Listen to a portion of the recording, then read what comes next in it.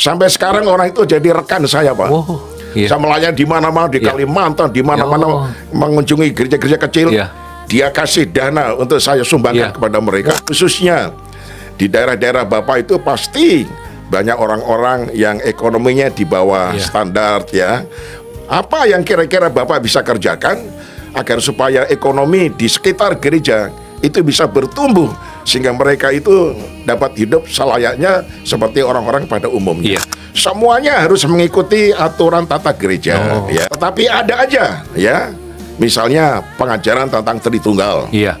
Mereka tidak mengakui Tritunggal. Ada yang mengatakan bahwa Yesus itu bukan gembala. Yang gembala itu Bapa di surga. Yesus hanya pelaku saja. Padahal Alkitab katakan itu kan gembala. Nah, itu dia. Menembus waktu, dalam kasih-Mu,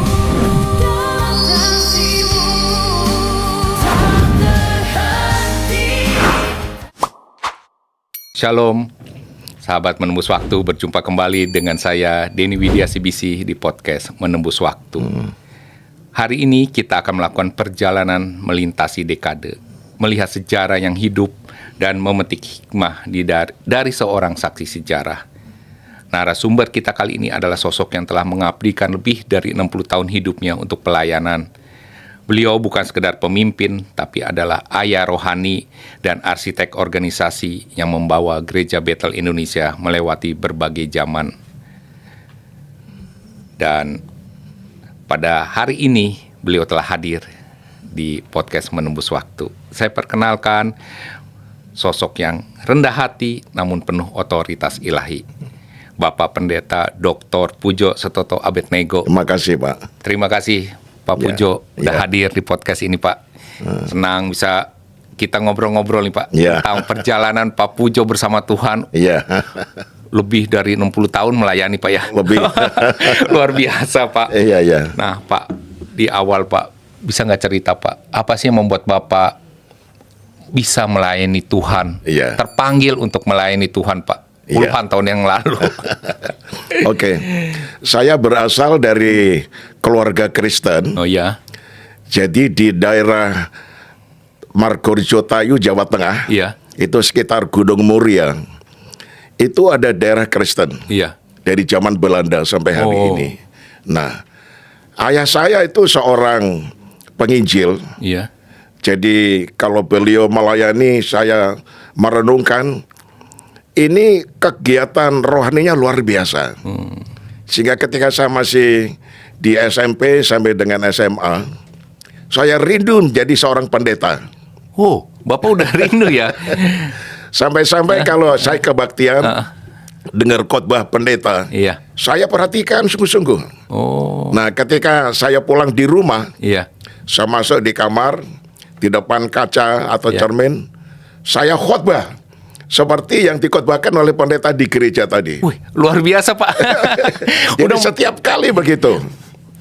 Nah, begitu lulus dari SMA, pas di gereja itu ada semacam KKR gitu ya. Nah, pengkhotbahnya menantang setiap anak-anak muda. Siapa yang digerakkan oleh Roh Kudus menyerahkan hidupnya menjadi hamba Tuhan, langsung saya angkat tangan, Pak. Saya maju. Nah, didoakan, dan spesialisnya saya didoakan, bukan cuma didoakan tapi tumpang tangan itu pendetanya. Tumpang tangan. Nah, oke. Jadi begitu lulus dari SMA, saya langsung mendaftarkan diri ke sekolah teologi. Di mana, Pak? Karena saya dari gereja Protestan, saya pikir, Pak, STT itu ya nanti kalau keluar itu kan sarjana teologi kan. Jadi S1 kan. Nah, tetapi saya mendaftarkan di S1 di Jalan Proklamasi yang di Jakarta. Terlambat. Karena sudah ditutup pendaftaran. Waktu itu belum ada SKS, belum ada. Jadi kalau kuliah tingkat 1, tingkat 2, tingkat 3, ya sampai itu 6 tahun, Pak. Kalau sekarang kan ada SKS 4 tahun. Nah, karena sudah tutup, akhirnya saya pikir, saya daftarkan sekolah Alkitab. Jadi nggak sekolah teologi, sekolah Alkitab dulu. Itu di daerah Majalengka, Jawa Barat. Oh. Nah, waktu saya sudah daftar, Iya. sudah diterima di situ, saya kaget, Pak. Ternyata siswa-siswa yang sekolah di situ segala macam ijazah, segala macam umur. Oh. Saya pikir kok begini. Nggak hanya lulusan ternyata SMA ya? Sekolah kitab non gelar. Oh. Nah, Iya. setelah 3 bulan, saya nggak kerasan di situ, Pak. Iya. Nggak kerasan saya. Karena tiap kali belajar ya, misalnya belajar baru 15 menit, Ya. tiba-tiba gurunya kita berlutut. Oh. Kita berdoa. Iya. Doanya tuh bisa berjam-jam. Oh. Saya pikir, wah ini nggak pas ini saya ini. Iya. Malam-malam, semua, saya kan di asrama. Iya. Ketika teman-teman sudah pada tidur, Iya. saya ringkesi, saya punya koper sama Iya. pakaian semuanya. Oh. Besok, saya akan pamitan, saya pulang ke rumah. Oh.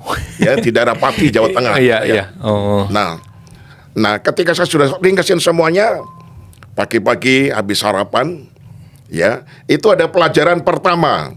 Nah, saya mau ikut dulu karena masih pagi kan. Iya, iya. Mulai jam 7 sampai dengan jam 9. Saya Iya. ikut.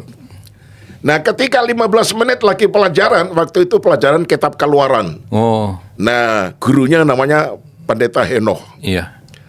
15 menit, dia bilang, saudara-saudara, tutup Alkitab. Nah, sekarang kita berlutut. Berlutut. Menyembah. Lalu Pendeta Henoh bilang begini, ada satu siswa yang hari ini akan pulang kampung, Wah, bisa tahu Pak. meninggalkan sekolah. Nah, siapa yang merasa seperti itu? Angkat tangan. Saya diam aja, Pak. Nggak ngaku ya? Nggak ngaku. Sampai kemudian selesai. Iya. Nah, begitu selesai, kemudian dia masuk kantor, saya ketuk pintu.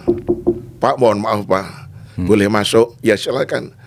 Tadi yang Bapak maksud itu sebetulnya saya. Oh. Iya. Roh Kudus sudah bilang, kamu orangnya, cuma kamu mengeraskan hati. Gitu kan? Jadi, kamu datang ke sini itu dalam rangka panggilan ilahi. Untuk mempersiapkan kamu nanti jadi hamba Tuhan. Iya. Jangan melawan apa yang Tuhan rencanakan. Iya. Saya mohon maaf, Pak. Karena saya berpikir tidak ada orang yang tahu. Tiba-tiba Bapak kok bisa seperti itu. Itu dari mana, Pak? Iya. Roh Kudus bilang sama saya. Iya. Nah, dari situ hati saya mulai berubah, Pak. Oh, apa yang berubahnya Pak? Nah, tadi kan mau pulang. Iya, kamu. mau pulang. Saya batalkan. Oh, nggak jadi nih ya pulang. Saya batalkan. Batalkan. Lanjutkan lagi. Nah, sekarang tentang baptisan dengan cara selam kan? Iya. Saya dulu dibaptis dengan cara dipercek. Iya, iya. Karena gereja Protestan. Iya. Tiap kali guru menerangkan ini saya bantah, Pak. Oh. Gitu kan? Iya, Nah, iya. oke. Persis waktu itu sebelum hari Paskah, Iya. ada baptisan massal Iya. oleh gereja di situ. Iya. Nah, pendetanya selesai membaptiskan banyak orang, dia bilang gini, ada satu siswa yang mengeraskan hati. Oh. Ya, saya undang, ini terakhir. Iya. Mumpung saya masih ada di kolam, Iya. ini panggilan terakhir. Oh. Sepertinya dijorokin tuh, Pak. Oh. Langsung Saya Bapak masuk tuh. di Iya. kolam baptisan. Nah, yang baptis sama saya, pendeta langsung rangkul sama saya. Iya. Dia nangis, dia doa dengan sungguh-sungguh. Iya. Lalu saya dibaptis, plus. Iya. Begitu saya diangkat, saya kaget, Pak. Iya. Dipenuhkan Roh Kudus. Oh. Bicara dalam bahasa lidah. Iya, iya. Itu bisa wawancara dengan dia. Oh. Dalam bahasa roh. Oh iya. Ya gitu. Iya, Nah, iya. mulai dari situ saya diubahkan, dikuatkan oleh Tuhan. Nah, setiap malam ketika saya kan di asrama, Iya. semua kawan-kawan masih tidur. Iya. Saya jam 2 pagi saya bangun. Saya naik di atas di tempat jemuran pakaian. Iya. Langsung ke langit. berdoa. Saya doa Oh. sampai pagi. Iya. Itu cinta mula-mula, Pak. Iya, iya. Nah, oke. Singkat cerita, begitu di wisuda, Iya. ya kepala sekolah bawa toples, Iya. isinya kertas digulung-gulung, ya kan? Oh, iya. Masing-masing diundang, buka. Itu tempat prakteknya. Iya. Makassar, gitu ya. Iya. Manado, ya. Ambon, gitu ya. Oh, ya. Saya dipanggil. Saya bilang, Pak, mohon maaf, Pak. Saya nggak mau ambil. Tolong ambilkan, Pak. Oh. Oh, mesti kamu. Nggak, Pak. Iya. Tolong ambil. Dia ngambil. Buka. Waktu dibuka, baca Jakarta. Oh. Satu-satunya, Pak, yang di Jakarta. Oh. Itu dia. Yo, jadi Bapak harus dikirim ke Jakarta Iya, satu-satunya. pelayanan. Oh. Lainnya itu di luar pulau Iya. semuanya, tapi satu-satu Jakarta. Akhirnya saya dikirim ke Jakarta. Iya. Saya melayani di sebuah gereja. Nah, akhirnya saya pegang satu jemaat kecil sekali di daerah Bekasi. Oh, iya. Nah, di situ saya mulai cari jiwa setiap hari. Saya pergi ke kampung-kampung, ya, door to door, bersaksi. Itu tahun berapa, Pak? Ya, itu kira-kira tahun 1972. Oh, 72. Oh, masih ini ya, belum 72. Iya. Jadi akhirnya gereja itu mulai banyak. Nah, dengan anugerah Tuhan, Iya. gereja itu mendapatkan berkat dari pemerintah, itu dapat tanah dan kemudian dibangun gereja. Iya. Oh. Nah, dari situ saya langsung terpanggil untuk melanjutkan kuliah. Iya. Nah, saya kenal ada seminari Teologi Bethel Jakarta. Iya, yang di Petamburan. Ada di Petamburan. Iya. Nah, ketika saya daftar di sana, saya ketemu dengan seorang pendeta, ya. Dia bilang, "Loh, kamu ke sini dengan maksud apa?" "Saya akan mendaftarkan menjadi mahasiswa di sini."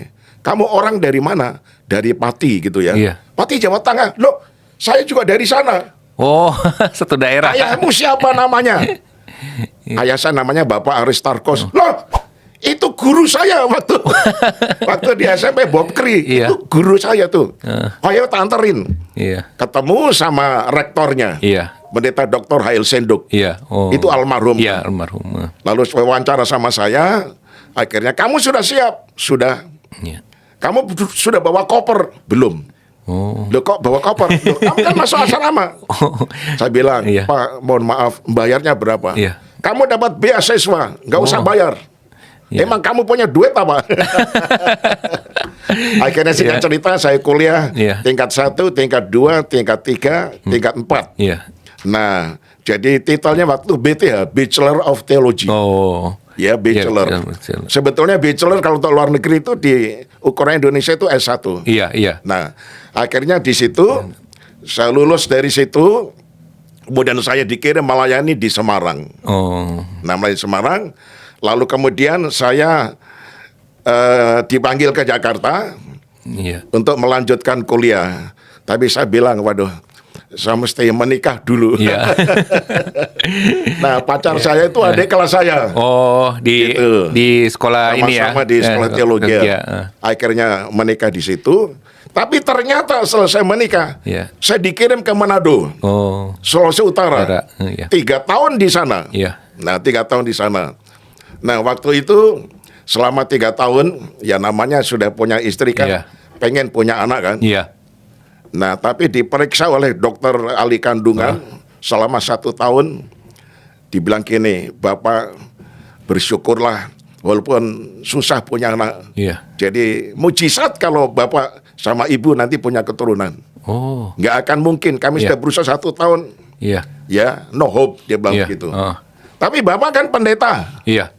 Ucapkan syukur aja. Oh. Kan nanti di gereja banyak anak sekolah minggu, anggap aja itu anak sendiri. Nah, akhirnya, nah itu dia. Akhirnya saya pulang ke Jakarta, kembali lagi lanjutkan kuliah. Tapi di lapangan sepak bola Senayan Jakarta, Gelora Bung Karno ada KKR besar. Oh. Pendeta Maurice Cerullo dari Amerika. Oh, iya. Tapi sebetulnya dia adalah orang Yahudi. Iya. 3 malam, Pak. Heeh. Malam terakhir, siapa yang sakit, angkat tangan kanan. Dan tangan kiri taruh di bagian yang sakit. Iya. Saya bilang sama istri, saya taruh tangan di mana ini? Iya. Di perut, oke. Iya. Doa sungguh-sungguh, amin. Nah, saya imani betul-betul. Iya. Nah, saya tinggal di gerejanya kakak ipar saya di Iya. Tanjung Priok. Oh. Gerejanya cukup besar. Iya. Di situ orang Manado banyak sekali nginep di situ. Iya. Ya, nah mereka kalau tinggal di sana itu bisa 1-2 bulan. Setiap kali istri saya melayani makan, lihat nasi dia muntah, Pak. Oh. Dia muntah, Pak. Dia muntah. Lalu istri daripada gembala tersebut itu ciciknya dari saya punya istri. Ini setiap kali lihat nasi istri kamu muntah, berarti doa kamu sudah dikabulkan. Pergi ke sana, Iya. ke Gang 100 Tanjung Priok ya. Di situ ada bidan. Untuk cek Nah, ya. saya naik beca sama-sama dia. Diperiksa, Pak. Iya. Langsung bidannya, "Pak, salaman." "Apa artinya salaman?" "Istri Bapak hamil." Wah, puji Tuhan. Akhirnya lahir seorang anak Iya, iya. perempuan, Pak. Iya. Itu anak mujizat. Iya. Ya, Oh. anak mujizat. Nah, Ya. dari situ Tuhan memakai saya. Ada beberapa pasangan daripada jemaat Iya. yang secara medis itu nggak mungkin punya anak, Iya. mereka diberkati. Oh. Jadi pengalaman saya ditularkan oleh Iya, banyak iya. orang. Wah, luar Gitu biasa, ya, luar iya. biasa. Nah, akhirnya melanjutkan kuliah. Ternyata untuk ambil S1 teologi, kuliah 2 tahun lagi, Pak. Oh. Jadi S1 saya teologi itu 6 tahun. Iya, iya. Nah, dari situ mulai saya buka jemaat di daerah Kebayoran Baru, Jakarta. Iya. Ya, saya buka di gedung sekolah dasar, Iya. ya di Jalan Triguna di situ. Nah, akhirnya saya mulai 11 orang. Oh. Siapa jemaat? Tukang-tukang beca, mbok-mbok tukang sayur. Iya. Nah, itu dia. Tapi saya lihat mereka ini kan tadinya non-Kristen ya. Iya. Mereka kuat doa puasa. Saya minta mereka doa puasa, doa Iya. puasa. Selama 1 tahun ruangan udah cukup, Pak. Wah. Penuh dengan jiwa-jiwa. Iya. Namanya kan sekolah dasar ya, Iya. ada meja, ada kursi, mejanya dikasih keluar semuanya, 2 lokal kursi jadi 1. Itu cuma 118 kursi, Oh. ya kan? Iya. Akhirnya nggak muat lagi, mereka Tambah. sampai keluar di luar. Wah. Nah, saya bilang sama jemaat kita, doa puasa, doa Iya. puasa, minta Tuhan supaya memberikan tempat, Iya. ya kan? Tiba-tiba ada satu ibu-ibu, Pak Pendeta, Iya. Bapak membutuhkan 1 tempat ya untuk kebaktian. Kebetulan rumah saya kan saya mau jual. Iya. Oh. Gitu kan? Oke. Nah, berapa jualnya?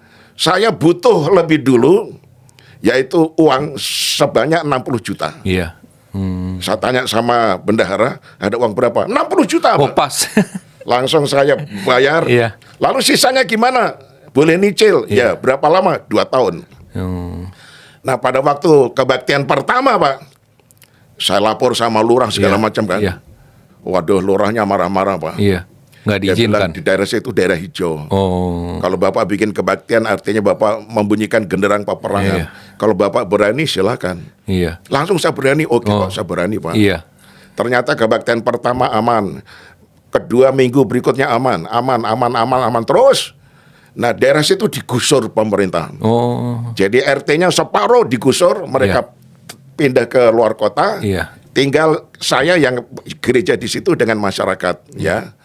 Akhirnya saya diangkat menjadi ketua RT, Pak. Oh. 18 tahun jadi ketua RT. Gereja aman ya. Iya itu. Jadi. Nah, ceritanya gini. Jadi gereja ini membutuhkan dana, ya, untuk membeli tempat sebelah. Iya. Karena nggak ada ruangan untuk sekolah minggu kan. Wow. Iya. Nah, karena nggak ada ruang sekolah minggu, kebaktian pertama, kebaktian kedua.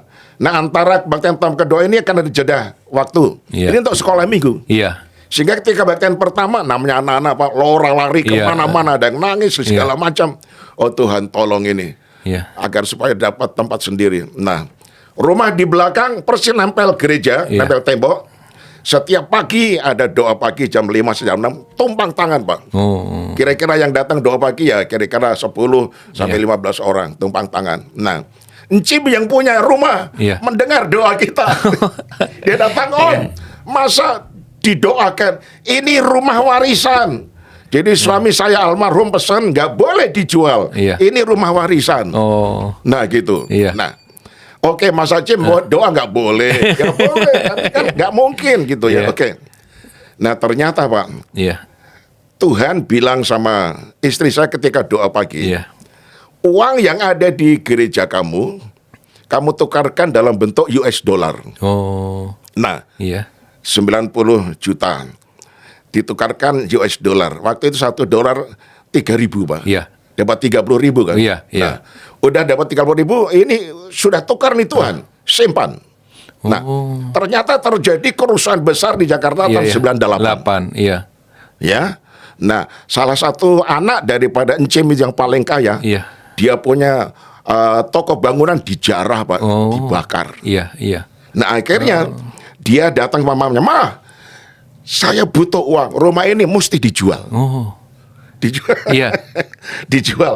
Nah, akhirnya Encim bilang sama saya, "Om, waduh Om bener-bener doanya mempan sekali. Dijawab. Ini rumahmu dijual." Jual. Kenapa? Dia cerita kayak Iya, tadi iya. kan.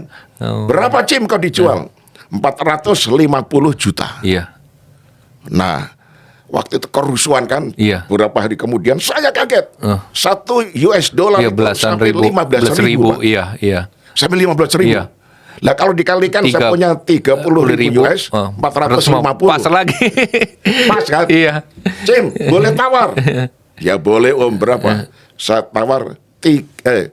tawar ya, kan 450, Iya. 375. Oh iya. Wah Om, janganlah 375. Ya Cim, kalau nggak mau ya saya nggak usah, nggak mau beli, saya bilang gitu. Nah akhirnya tunggu Om, nanti malam saya kumpulkan anak-anak. Iya. Nah singkat cerita, anak dikumpulkan, Iya. boleh 375.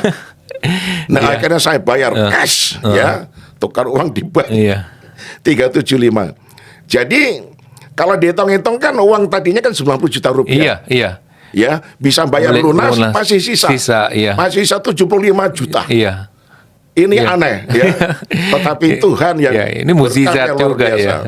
Makanya saya selalu belajar sensitif terhadap suara Roh Kudus. Iya. Oh. Nah gitu kan. Iya. Nah, dari situ kemudian jemaat mulai bertambah-tambah. Ada yang datang dari daerah Pamulang. Iya. Pamulang sini, Pak. Iya, Tangerang ya. Nah, dia bilang sama saya, Pak, saya kan di Pamulang. Di sana banyak anak-anak. Bagaimana kalau Bapak mulai dengan kebaktian sekolah minggu? Oke. Bikin kebaktian sekolah minggu di rumahnya dia. Oh. Ternyata banyak sekali. Iya. Setiap kali mau kebaktian anak-anak, kan diantar sama ibu-ibunya Iya, kan. iya. Ibunya usul, Pak Pendeta. Ya, daripada kita nunggu anak-anak kebaktian, bikin dong kebaktian untuk orang tua. Iya. Saya bikin kebaktian orang tua. Oh. Ternyata yang datang banyak sekali. Nah, Iya. saya adakan Natal pertama, Pak. Oh. Natal pertama. Nah, saya bikinnya tanggal 26 Desember. Nah, ketika Natal pertama, lagi kebaktian, saya lagi Iya. khotbah, hujan turun luar biasa, Pak. Oh. Sampai Iya. terpalnya jebol. Iya. Ya kan? Nah, akhirnya banyak orang kebasan. Kan ada banyak selengar warna merah, warna Iya. biru, warna hijau. Wah, jadi mereka kebelepotan. Iya. Waktu saya khotbah, saya bilang, oh Tuhan tolong supaya nanti tahun depan Tuhan sediakan rumah sendiri untuk kebaktian. Jadi nggak Iya. seperti ini di jalanan. Iya. Ya, bikin kebaktian di jalanan. Tuhan bekerja begitu cepat sekali, Pak. Iya. Ya, tanggal 2 Januari, Iya. seorang encik datang sama saya. Iya. Om, butuh rumah untuk kebaktian. Ya, rumah saya. Oh. Tapi saya harus bayar dulu utang saya sebanyak 18 juta. Oh. Oh gitu ya? Oke. Iya.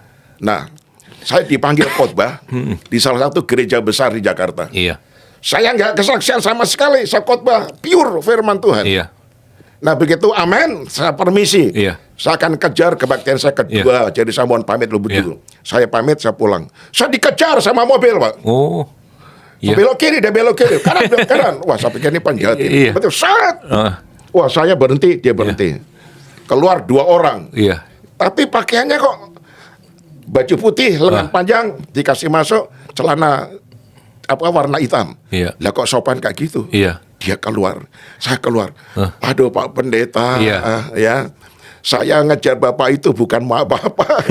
Saya tadi yang jemaat yang Bapak khotbahi. Iya. Ini ada berkat. Oh. Ya, ada berkat. Iya. Ya. Ini untuk gereja Bapak. Oke. Langsung saya terima. Iya. Saya terima. Kemudian saya pulang ke gereja habis Iya. kebaktian, saya kasih istri saya. Iya.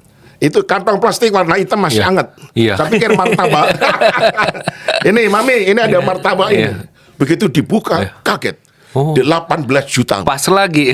Pas Wah, lagi. luar biasa ya. Nah, akhirnya karena dia kasih nomor HP, Iya. saya telepon dia. Terima kasih banyak, terima kasih Iya. banyak. Gimana ceritanya ini? Nah, dia cerita gini. Iya. Ya. Tadi malam sebelum saya besok kebaktian itu, Iya. saya mimpi. Ya. Nanti besok kamu bawa uang Iya. sejumlah ini gitu ya. Iya. Lalu berikan kepada pendeta yang khotbah. Oh. Begitu kebaktian saya kaget loh. Iya. Itu yang tadi malam saya mimpi, itu orangnya itu tuh, Oh. mukanya persis Iya. sama. Wah, Tuhan udah berbicara dulu Akhirnya ya. saya kaget. Iya. Akhirnya saya kejar, Bapak ketemu itu. Nah, sampai sekarang orang itu jadi rekan saya, Pak. Oh. Iya. Saya melayani di mana-mana di Iya. Kalimantan, di mana-mana Oh. mengunjungi gereja-gereja kecil. Iya. Dia kasih dana untuk saya sumbangkan Iya. kepada mereka. Wah, luar biasa. Sehingga banyak gereja yang berdiri luar Iya, biasa. iya. Nah, itu adalah satu anugerah. Iya, betul. Nah, akhirnya saya bayar itu. Nah, kemudian saya cicil, ya, nggak sampai 3 tahun sudah lunas. Iya. Jadi gereja itu sekarang sudah bisa berkembang ke kanan, berkembang ke kiri, dan 3 rumah jadi 1. Jadi saya robohkan semuanya, bangun gereja, Pak. Iya. Ya, aman sekali sampai selesai. Sampai sekarang sudah berdiri.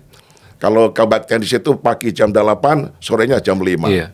Nah itu dia, Pak. Ini Wujudan- pergumulan iya, luar biasa. luar biasa. Nah itu Iya. dia. Wah, ceritanya menarik sekali nih Pak, luar biasa ya. Tuhan berkati dengan Iya. banyak momen-momen yang kita nggak duga-duga ya Pak betul, ya. Nah, sekarang kan pelayanan Bapak di GB ini juga di Sinode ya Pak ya. Iya. Nah, Bapak jadi sekarang Ketua Majelis Pembina di Iya. GBI Iya. Pusat ya Pak ya. Iya. Nah Pak, GBI ini kan menurut saya salah satu sinode yang cukup besar lah, Besar, Pak. Iya. besar di Indonesia nih. Nah, bagaimana Pak peran ini gereja GBI ya bagi kekristenan di Indonesia nih Pak Iya, ke depannya nih? Mau seperti apakah Pak? Iya, Ada nggak Bapak bisa cerita nih Pak? Iya. Jadi gereja Bethel Indonesia ini bukan gereja suku, Iya, tapi gereja nasional. Iya. Artinya anggota jemaatnya itu dari pelbagai suku ada. iya. Bahkan pendetanya juga dari pelbagai Berbagai suku suku ada. ya. Dan ada seluruh Indonesia nih Pak ya? Yang ada. Oh. Jadi di setiap provinsi itu Iya. ada GBI. Bahkan sudah ada di Luar negeri juga nih ya? 30 negara, Pak. Iya, di luar negeri ada tuh 30 negara ya. Wah, luar biasa. Jadi setiap kali ada pertemuan di setiap provinsi ya namanya Iya. sidang majelis daerah. Iya. Ya, misalnya Provinsi Jakarta, Iya. Provinsi Banten, Iya. Provinsi Jawa Barat ya. Dari majelis pembina Iya. itu diberi kesempatan untuk memberikan wejangan. Oh. Ya kan? Iya. Jadi saya selalu katakan di depan para gembala-gembala ini, di mana Bapak Ibu melayani, hendaklah menjadi berkat di tengah-tengah masyarakat. Iya. Ya kan? Apalagi sekarang ini, masyarakat Indonesia membutuhkan betul-betul uluran tangan daripada gereja-gereja Iya. untuk memberkati mereka. Ya, khususnya di daerah-daerah Bapak itu pasti banyak orang-orang yang ekonominya di bawah Iya. standar ya. Apa yang kira-kira Bapak bisa kerjakan agar supaya ekonomi di sekitar gereja itu bisa bertumbuh sehingga mereka itu dapat hidup selayaknya seperti orang-orang pada umumnya. Iya. Gitu kan? Iya. Jadi saya pesan seperti itu sehingga gereja menjadi berkat di tengah-tengah masyarakat dan diterima baik di tengah-tengah masyarakat, juga bekerja sama dengan pemerintah daerah. Oh, iya. Ya, misalnya diadakan penghijauan. Iya. Tadinya daerah itu sangat kering Iya. ya, tidak ada pohon. Sekarang banyak pohon. Lalu satu lagi, setiap daerah tentu ada orang-orang gelandangan, Iya. termasuk orang-orang gila. Iya. Itu ambil semuanya, ya, Oh. tampung di salah satu tempat, dipelihara di situ, Iya. didoakan di situ, yang gila ditengkingin tiap hari. Iya. Dan akhirnya jadi berkat bagi masyarakat. Oh. Jadi pemerintah daerah itu bersyukur dengan Iya. adanya kehadiran GB ini Iya. bisa menolong. Berdampak ya. Ada jadinya, satu Pak. orang gila Iya. di Pamulang yang terkenal, Pak. Iya. Paling ditakuti. Iya. Begitu ditampung, didoakan dengan doa puasa, akhirnya dia waras 100%. Oh. Sekarang dikasih nama Paulus. Wah. Kalau iya. minggu pakai dasi, Wah. dia jadi Iya. menyambut tamu luar Iya, biasa. Iya, luar biasa. Jadi Iya. jadi asyir dan luar biasa. Iya, jadi berdampak gereja bagi masyarakat Iya, sekitarnya betul, Pak ya. betul. Iya. Nah Pak, tentu kan sebagai sebuah sinode yang besar Iya. ya. Dan tadi di seluruh Indonesia ada di 30 negara Pak. Tentu pasti sebuah organisasi yang besar tuh nggak lepas dari konflik lah ya Pak ya. Iya. Nah, sebagai ketua majelis pembina Pak, bagaimana sih cara Bapak dalam menghadapi konflik-konflik di organisasi Pak? Memang dalam organisasi ada saja, Iya, Pak ya. ada. Ya, misalnya begini, Iya. Pak. Ini sudah berdiri GBI. Iya. Ya kan? Iya.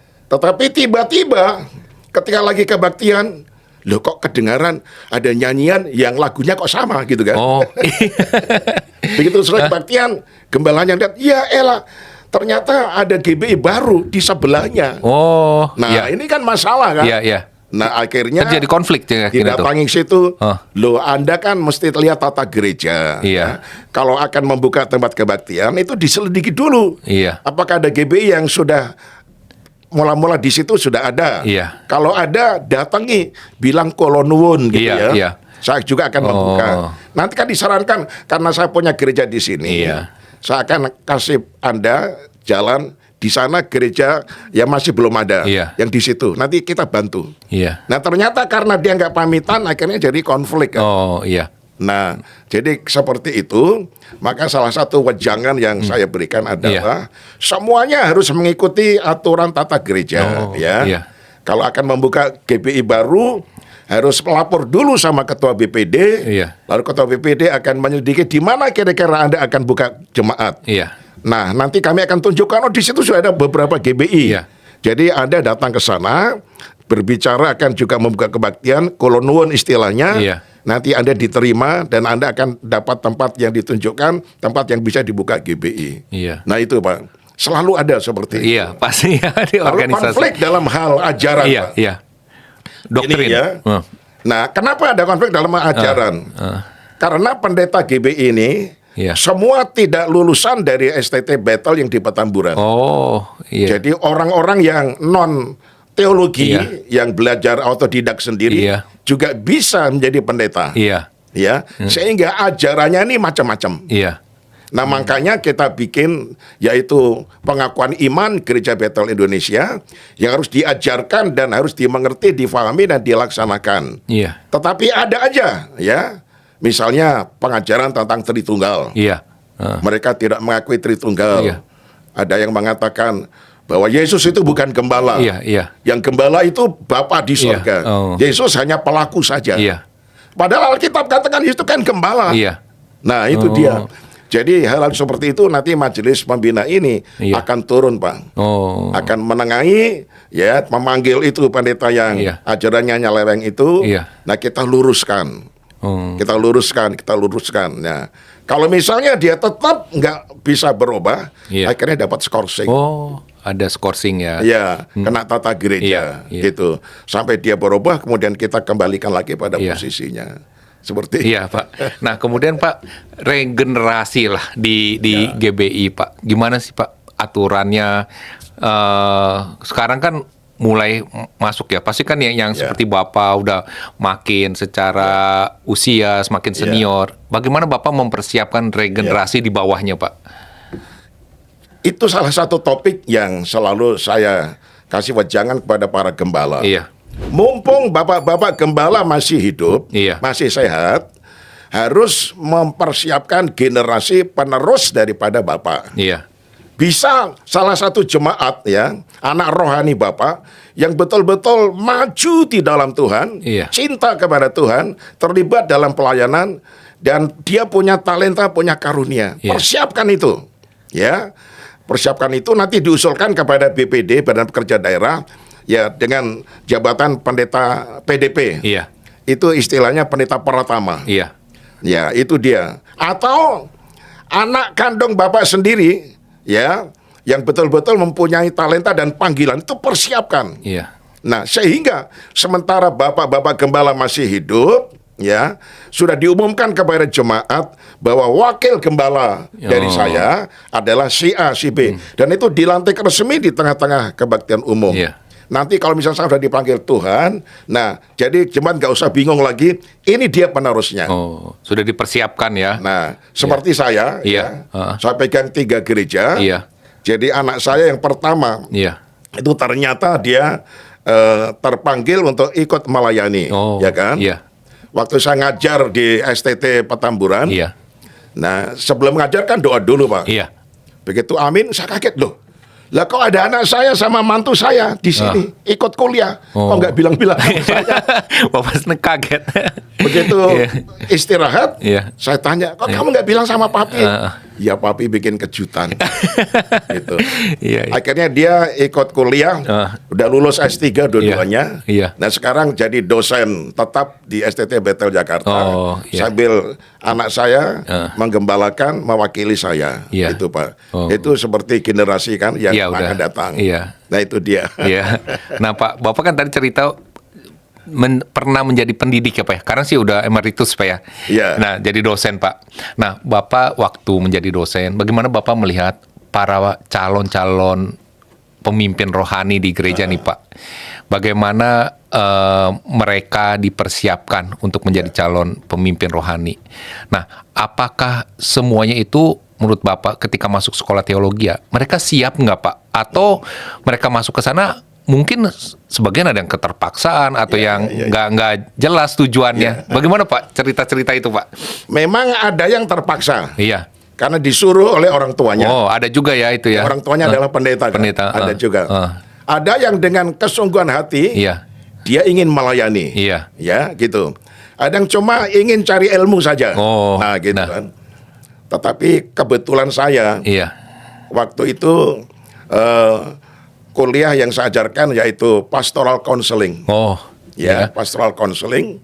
Jadi setiap kali saya ngajar, saya mulai isi dengan kesaksian saya di dalam pelayanan, ya. Dan saya katakan, para mahasiswa, Anda semuanya datang kuliah di tempat ini, itu tidak kebetulan. Anda dipanggil oleh Tuhan dalam rangka untuk nanti melayani pekerjaan Tuhan. Jadi Anda kuliah di sini itu dalam tugas panggilan ilahi. Jadi seringkali saya katakan begitu, sehingga yang terpaksa itu akhirnya mendengar, ya membuka hati dan sungguh-sungguh belajar. Ya, nah seperti itu Pak. Jadi kami terus. Nah karena itu di STT Bethel itu ada ruangan doa khusus. Jadi kecuali saudara belajar teologi di sini dengan berbagai macam subjek pengajaran, adakan waktu khusus untuk masuk dalam ruangan doa. Ya, doa secara pribadi untuk persiapan nanti kalau sudah keluar menjadi hamba Tuhan di dalam ladang Tuhan. Nah, sementara itu harus betul-betul Anda lakukan di hadapan Tuhan supaya nanti ketika pulang maka Anda sudah tidak kaget lagi, gitu. Ya, sudah tidak kaget lagi. Nah, akhirnya ruangan doa itu penuh setiap hari. Di samping ada doa bersama, gitu kan? Kebaktian bersama dengan para mahasiswa, dengan dosen. Saya harapkan mereka masuk ruangan doa. Saya bilang, 4 tahun Anda kuliah di sini, ya, dengan predikat sarjana teologi. Kalau ditambah lagi 2 tahun dengan master, tambah 2 tahun lagi dengan S3 dengan doktor, ya. Ketika saudara tamat, bikin apa di dalam pelayanan? Kalau Anda tidak ada persiapan doa secara rohani, ya, matang secara ilmu, tapi matang secara rohani, siap melayani. Dan saya bilang gini, ketika saudara tamat, jangan mimpi, nanti saya ditempatkan di gereja besar mana. Jangan mimpi. Jadilah seorang pionir. Melayani seperti saya buka dari nol sama sekali. Ya, akhirnya muncul 3 gereja. Itu adalah kesaksian dalam hidup saya. Harus berani membuka jemaat di tempat yang belum ada gerejanya. Nah, untuk itu harus berani hidup pikul salib, menyangkal diri, hidup sederhana sekali, ikat pinggang sak kenceng-kencengnya. Akhirnya Tuhan pasti buka jalan. Nah, itu dia. Amin. Biasa, Pak. Menurut Bapak ya, Pak ya, menurut Pak Pujo nih, sukses dalam pelayanan apa, Pak? Iya, dalam pelayanan nih Pak ya. Bagi Bapak pengertian sukses dalam pelayanan nih Pak. Sebetulnya sukses dalam pelayanan itu Pak, apabila jemaat kita ya itu semuanya sudah menjadi ciptaan baru. Wah, itu ya. Artinya mereka sudah meninggalkan cara hidup yang lama. Ya kan? Dan sekarang menjadi seorang yang sudah diciptakan baru, sudah meninggalkan seluruh tabiat yang lama, kelakuan yang lama, behavior yang lama. Kan ada nyanyiannya Pak. Betul. Nyanyiannya refnya gini, ku telah mati dan tinggalkan cara hidupku yang lama. Apa? Yang lama. Yang lama ya, semuanya sia-sia dan tak berarti lagi. Anda nyanyi lagu itu mesti betul-betul dalam wujud tinggalkan hidup yang lama. Nah, kalau jemaat sudah lahir baru semuanya, nanti kalau Kristus datang kembali kedua kali di awan-awan terjadi rapture pengangkatan, pastikan bahwa mereka tidak ada satupun yang ketinggalan. Nah, kalau itu terjadi, baru Anda sukses melayani. Itu. Ya, karena apa? Buktinya Anda melayani banyak jemaat, tapi hidupnya sama saja, ya. Tidak menjadi ciptaan baru, itu gagal dalam pelayanan. Jadi kualitas rohani lebih penting. Jadi kualitas rohani. Kesetiaan orang tiap minggu datang gereja belum jadi ukuran. Yang jadi ukuran adalah pertobatan, bagaimana kelakuannya, tingkah lakunya sehari-hari. Kalau dia di dalam Kristus, berarti dia benar-benar Iya. ciptaan baru. Oh. Itu baru sukses dalam pelayanan Iya. gitu. Luar biasa, Pak. Pak, ini pesan Bapak, nasihat-nasihat nih Pak untuk hamba-hamba Tuhan yang lebih muda lah ya Pak dari Iya. sekarang, mereka juga mungkin mengalami banyak pergumulan dalam melayani Tuhan nih Iya, ya iya. Pak. Apa pesan-pesan yang ingin Bapak sampaikan pada para hamba Tuhan nih Pak? Jadi pesan saya, ya, dekatilah para senior-senior yang sudah berhasil dalam pelayanan, tapi mereka masih hidup. Hargai mereka, hormati mereka, dan timbalah ilmu dan kesaksian hidup mereka, lalu contohilah mereka. Yang kedua, Anda melayani ya, bukan untuk cari kedudukan, cari nama, cari nafkah, tetapi Anda melayani untuk memenangkan jiwa demi kerajaan Allah. Untuk itu, Anda harus rela pikul salib, ya, menyangkal diri, melayani sebagai seorang yang berjiwa hamba. Seperti Kristus, dia melayani. Dia adalah Tuhan, tetapi dia membasuh kaki para muridnya. Dia menjadi hamba. Dia mengatakan, aku datang bukan untuk dilayani, tapi untuk melayani. Nah, itu dia. Nah, Pak, pernah saya dalam perjumpaan para gembala se-DKI. Iya. Saya bilang, bapak-bapak yang gembala sidang angkat tangan. Saya tanya, di mana seyogianya gembala sidang berkantor? Oh. Gitu kan? Iya. Wah, angkat tangan. Ya di kantor gereja lah, Pak. Iya. Waduh, kalau jawabannya begitu, saya nggak usah nanya. Iya. Tolong dengar baik-baik. Iya. Ketika seorang gembala sidang Iya. sedang berada di tengah-tengah rumah jemaat, dia mendengar curhat daripada Iya. jemaat, apa pergumulannya, apa masalahnya, dengar baik-baik, Iya. kemudian memberikan dia nasihat lewat firman, Iya. lalu mendoakan. Di saat itulah dia sedang berkantor. Oh. Makanya setiap Iya. gembala harus mengenal baik-baik Iya. anggota jemaatnya. Oh, harus turun ya, Ya, ke sana harus ya. turun, harus Iya, kenal baik-baik. kenal, Sehingga dengan demikian, maka khotbah saudara pada hari Iya. Minggu itu betul-betul mendarat di hati mereka. Kenapa? Karena sangat relevan dengan pergumulan hidup mereka Betul. masing-masing. Iya. Jadi gembala harus mengenal baik-baik anggota Dombanya jemaatnya. ya. Sebab sekarang ini ya Pak, namanya Iya. ya, Iya. misalnya gereja besar ya, Iya. lewat satu hotel buka kebaktian yang baru, diumumkan lewat mass media. Begitu buka pertama 500 orang. Iya. Dari mana itu mereka? Iya, iya. Tiba-tiba gitu. Nah itu dia kan, dari iya. berbagai gereja. Iya, Makanya saya bilang sama mereka, gereja yang benar itu adalah gereja yang dimulai dari nol, door to door bersaksi. Oh. Ya, gembala jemaat kenal sama jemaatnya, jemaat kenal sama pendetanya. Sampai mohon maaf ya, Iya. saya nggak pernah nyuruh Pak. Iya. Hampir semua jemaat saya manggil saya papi. Iya. Oh. Karena kedekatan itu ya, karena kedekatan, kedekatan. hubungan iya. Itu dia. Iya, luar biasa itu. Wah, luar biasa Pak. Kisah kesaksian Bapak. Pak, ini pertanyaan terakhir Pak. Ya. Ayat favorit dari Pak Nah, itu Pendeta dia. apa nih Pak? Ayat favorit saya Ya. Roma 8 ayat 28. Waduh, itu. Boleh Bapak Ya, tolong baca saya ya. bacakan ya Pak ya, itu ayat yang sangat terkenal. Roma 8 ayat 28. 8. Roma 8 ayat 28. Saya Iya. bacakan. Roma 8 ayat 28. Kita tahu sekarang bahwa Allah turut bekerja dalam segala sesuatu untuk mendatangkan kebaikan bagi mereka yang mengasihi Dia, yaitu bagi mereka yang terpanggil sesuai dengan rencana Allah. Ini yang saya pegang, Pak. Iya. Jadi kalau saya menghadapi sesuatu yang mungkin merugikan saya, Iya, iya. saya terima dengan pikiran positif. Iya. Allah sedang bekerja sama lewat masalah ini. Iya. Pertama-tama memproses saya supaya saya semakin rendah hati, Iya. ya, di hadapan Tuhan. Jadi setiap keadaan bagaimanapun juga Iya. itu tidak terjadi secara kebetulan. Oh, pasti ada Tetapi rencana itu Allah, ya. dalam pengetahuan Allah sendiri. Dan ketika kita menghadapi pergumulan, Allah bekerja sama Iya. lewat pergumulan itu mendatangkan kebaikan, mendatangkan kebajikan Iya. bagi saya yang mengasihi kepada Tuhan. Iya. Jadi pikiran saya selalu Iya, positif. Luar Saya biasa. difitnah segala macam, saya nggak akan sakit hati. Iya. Saya malah bilang matur nuwun. Iya.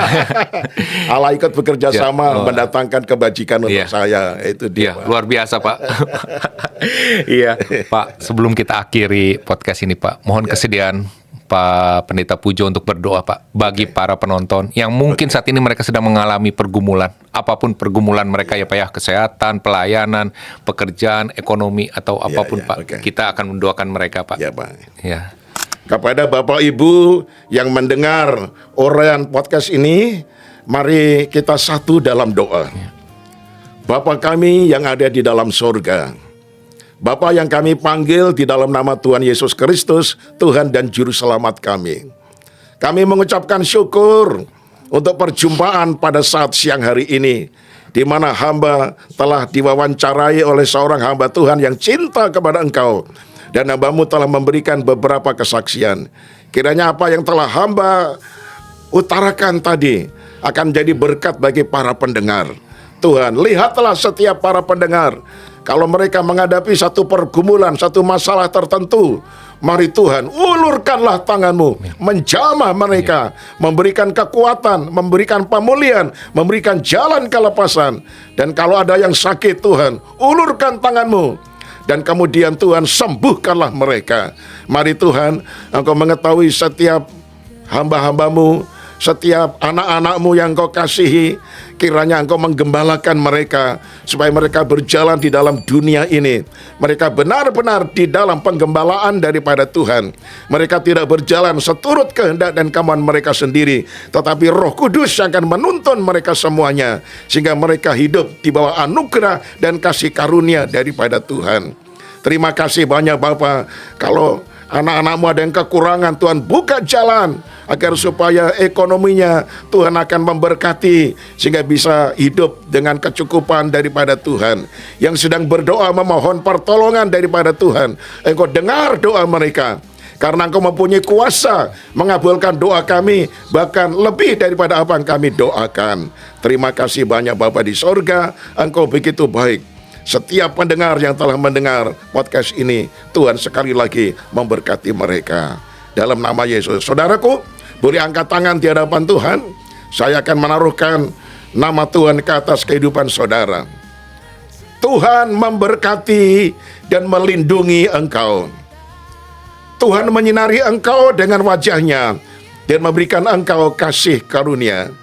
Tuhan menghadapkan wajahnya kepadamu dan memberikan engkau damai sejahtera.